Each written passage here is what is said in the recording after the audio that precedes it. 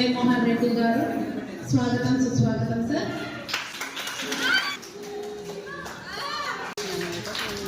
అలాగే మన మధ్యలో ఉన్న సుజాత మేడం గారికి స్వాగతం, సుస్వాగతం.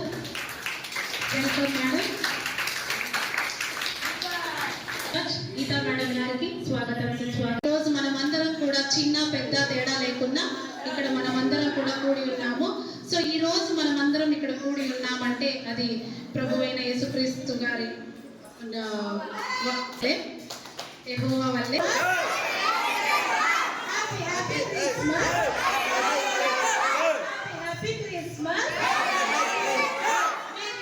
జనన విధమెట్లనగా ఆయన తల్లి అయిన మరియ యోసేపునకు ప్రదానం చేయబడిన తరువాత వారే వచ్చామని ప్రవక్త ద్వారా వ్రాయబడి ఉన్నదండి.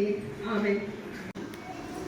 అలాగే ఈ క్రిస్మస్ రోజు మనము ఒకటి నేర్చుకోవచ్చు. ఏమనంటే ఎంత కష్టం వచ్చినా లేకపోతే ఎన్ని ఇబ్బందులు ఉన్నా ఏమున్నా కానీ క్రిస్మస్ అంటే జాతి మత కుల భేదాలు లేకుండా ప్రతి ఒక్కరు కూడా సెలబ్రేట్ చేసుకుంటున్నారు.